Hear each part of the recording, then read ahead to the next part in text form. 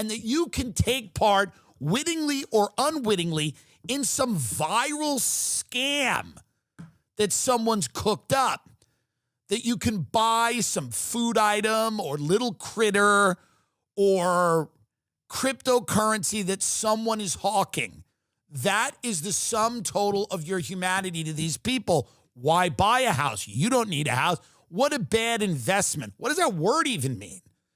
Investment? What are you talking about? You know what's a really good investment? Sitting there with 7 people in your backyard having dinner and talking about life. They don't want it. It's a threat to them. It's actually a big problem.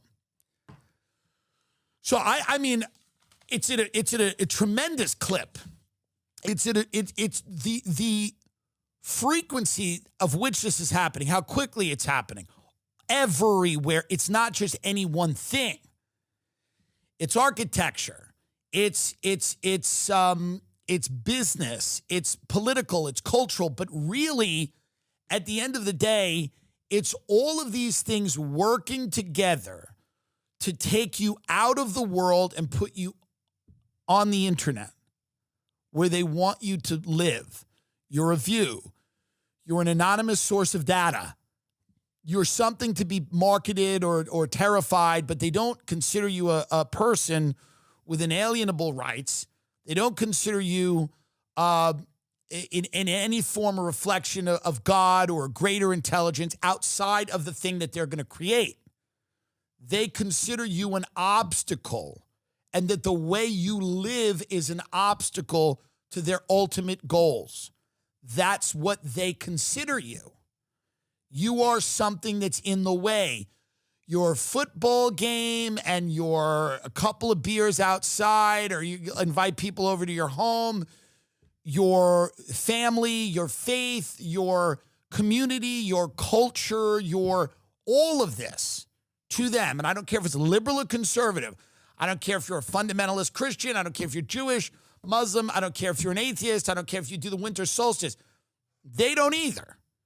Their entire thing is to get rid of physical communities that are based around these things and usher people into a digital landscape by telling them not to own houses, not to drive cars, not to own things, to use ride shares, to be on the internet, to live in a cell, and to be happy. It is what it is. You'll own nothing and be happy. It's a famous article. We all bring it up. But it's true.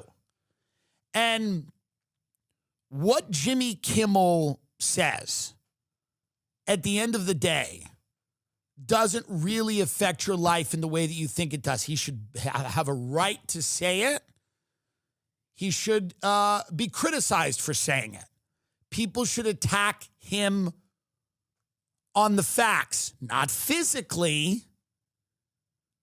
You should attack the facts because they weren't present in what he said, okay? But there's something bigger going on, and everyone feels it, and it worries me that other people don't. There's something bigger going on all over the country, and it's not about Jimmy Kimmel, and it's not really about left versus right. It's about this inertia that's moving humanity into a perpetual state of constant war, depression, anxiety, anger.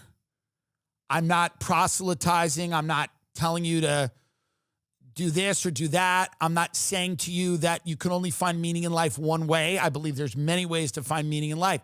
However, it's clearly obvious that the algorithms are manipulating us to hate each other and kill each other while everyone else is building resorts in other places of the world, in Gaza, in Qatar. They'll be building them in the Ukraine soon. Watch. And all the while, your life gets worse. You become angry. You lack the ability to live the life your parents did or their parents did. And all they have to say to you is how lucky you are. How lucky you are that you don't live in a place like China, Wow, how lucky you are that you don't live in a place like China, as they make America more like China every hour. You know, when I saw this video, got me thinking. You hear rich people telling you that you own nothing and be happy. You know, that's the slogan of the WEF, own nothing and be happy. That's just the way they manipulate us and make us their puppets and turn us into just people who consume and own nothing. Let me draw an analogy that you guys can comprehend very well. Let's bring it close to home. What about our churches? What about our preachers? What do they tell us? How do they tell us? Pray to God and all your problems will be solved. Come to church every day because that is where God is. And you come to church, what happened? You contribute to the preacher's welfare. You actually contribute in buying his own private jet. You contribute in building a mansion for him. You contribute in fueling his bulletproof car. They manipulate you, they drag you into their churches, and then you go there, you waste your time screaming and shouting, and at the end of the day, they make so much while you make nothing. It's the same thing Tim Dillon is talking here. Billionaires will knock our head. In America, it's the left against the right. The left here, the right here. Rather than them fighting against billionaires who have taken every single thing for themselves, who have made sure that common people have nothing to live on, who have made sure that everything or people's life be squeezed. You can barely afford anything anymore. Everything have just gotten so expensive. Why they have gathered so much money. They have billions. One person like Elon Musk has, is it 300 or 400 billion dollar? How can you even spend that money? How can you even spend that money? Let's not talk about Zuckerberg with 100 and something billion dollars. Bill Gates, all of them. They have so much money. The wealth inequality has just widened in such a way that people can barely comprehend anymore. Let's come back to Africa. Our politicians are doing the same thing. Hey, is these people who are not doing good? Oh, is that people who are not doing good? Hey, is there LGBTQ agenda that is destroying our society? If we eradicate LGBTQ agenda in our community, all of us will be just fine. Let's not fight ourselves. Let's not look at the politicians, what they are doing. Let's not hold our elites accountable for their mishandling of things. No, no, no, no, no. Let us not do none of those things, but let us talk about our neighbors who are engaging in consensual activities that has nothing to do with us. Their act doesn't affect us. It doesn't. But no, no, no, no, no, no. Those are the people we all must target. Those are the people we must eradicate. And if you see any of them in your community doing their own thing, minding their own business, you should report them. Because if you don't, they will come after your sons. When they are done with themselves, they will initiate your sons. So you better do something now. This is a warning to you. You better act. You have to be proactive. Don't be reactive. Act now before it is too late. That's what they tell you, right? That's what they tell you. You see that in Cameroon, in Ghana, in Nigeria, in Uganda. The politicians are running the country into the drain. They cannot build road. They cannot build schools. They cannot even fund our communities. We don't have roads. We have blackouts like every now or then. We don't have good drinking water. But no, all of those things, we shouldn't talk about them. Those ones are secondary. The most important thing that we must all rally behind, which is existential, is transgender agenda. That is an existential threat to our society, and we must target it now. No. There is no tomorrow. We cannot wait for tomorrow. It has to be now. How many of you have paid fraud in your communities? I mean, in Nigeria, in Ghana, in Cameroon. How many of you have good drinkable water in your communities? How many of you can boast of constant electricity 24 hours? How many of you can boast about that? You just let me know in the comment section. How many of you have these things I have mentioned? These are just the basic. These are basic things.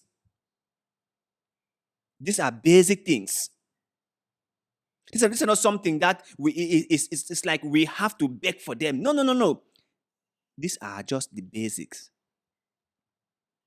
Every single government is supposed to provide these basic things to their citizens. But we shouldn't talk about it. No. These are not important. They're not important.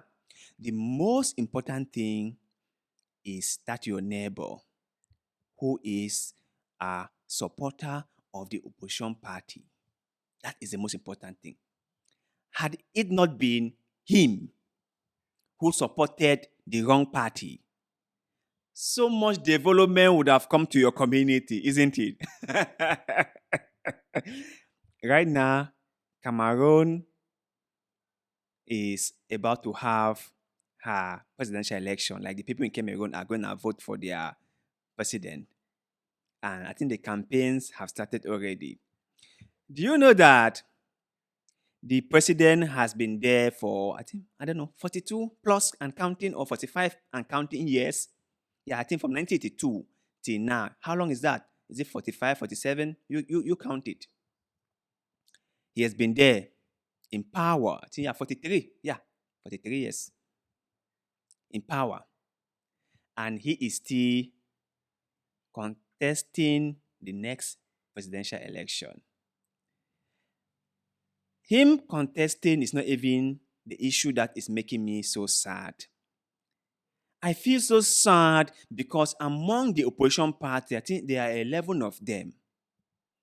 They couldn't form a coalition in order to kick out the ruling party. None of them could put aside their own personal greediness and selfishness for the interest of the nation. How do you think you can win the ruling party where none of you guys will agree on any single thing? It's a big shame to all the opposition party in Cameroon. Shame to you guys, all of you. You guys are shameless. Every single one of you, the opposition parties. Shame on you guys, all of you.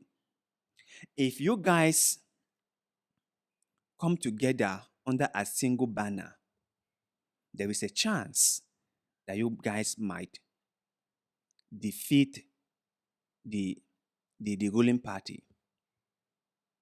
You guys might do that. But you guys all running individually stand no chance. Not even a single chance. Believe me. Believe me. Not even a single chance. Do you know how APC in Nigeria was able to kick out PDP from government? Because they form a coalition government. The opposition parties in Nigeria came together under a single banner. And that was how they were able to kick out Jonathan and the PDP. But you guys, you are never serious. You are never, ever serious. And I'll just have to say this one more time. Shame on all of you. Shame, shame, shame.